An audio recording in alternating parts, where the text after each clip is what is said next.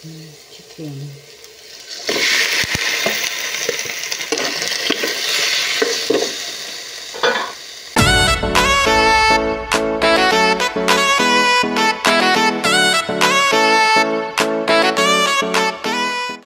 Hello guys, good morning. So ngayon ay maaga ako nagising dahil magluluto ako ng ulam na baon ng aking panganay. So ang lulutuin ko po ngayon ay gulay. Ayan po, meron akong broccoli, cauliflower, chicken, bawang sibuyas, bitchin, cooking oil, soy sauce, salt, and black pepper. So guys, bago po tayo mag-upisa sa aking pagluluto, hingi lang po ako ng favor.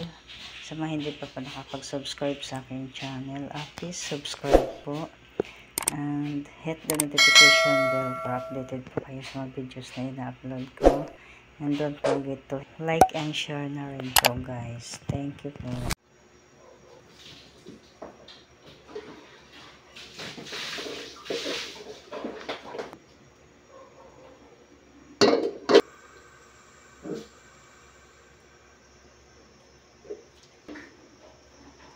So guys, ang gawin natin ang lumigisa tayo ng bawang. Isa nila natin. Hindi nilagay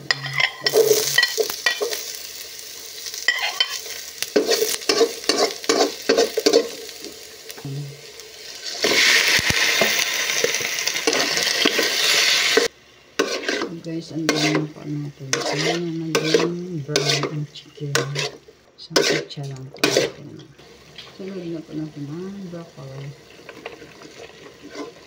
So guys, kagabi ko patahin nila. Kasi sabi ko madali na daw pa ako gigising.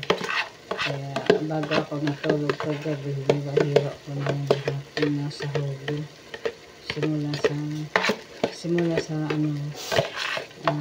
manok, sa broccoli, at saka yung cauliflower. Yung sibuyas bawang, hinila ko. Ngayong umaga ko na po siya hinila. Kasi madali lang yung naghilat ng bawang sibuyas. So ito naka-ready na po talaga. Nilagay ko lang sa ref, nakahiwa-hiwa na. Ganun pa kasi ginagawa ko guys. So tuwing magluluto ako ng madaling araw. Sa gabi pa lang nare-ready ko na. So guys, sunod yung cauliflower.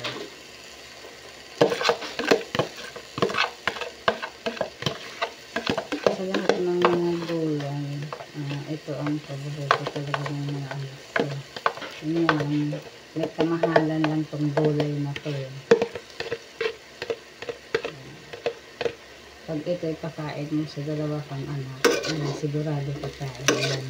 Pero pag ibang gulay guys, pakain mo, ewan ko lang kung maipinta ang mukha, lalo na yung bunso ko. Pero pag ganitong gulay, cauliflower at saka cauliflower saka broccoli, sigurado kakain mo guys. Paminta. Bitchin. Water.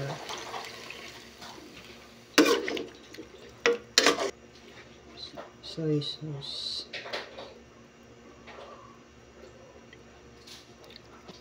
So guys, di ako maglalagay ng patis. Kahit anong lutuin ko guys, di talaga ako naglalagay ng patis. Kasi hindi yan pwede sa bunso ko. Yung bunso ko dati yan nagkayot. Hindi ako mahilig maglagay ng mga ganyan. Sarap. Kaya gustong gusto nila to eh. Gusto nila yung gulay na mamahalin. So guys, takpan lang po muna natin. Tayin natin maluto ang gulay. So guys, kumukulo na. Malapit na po siya maluto.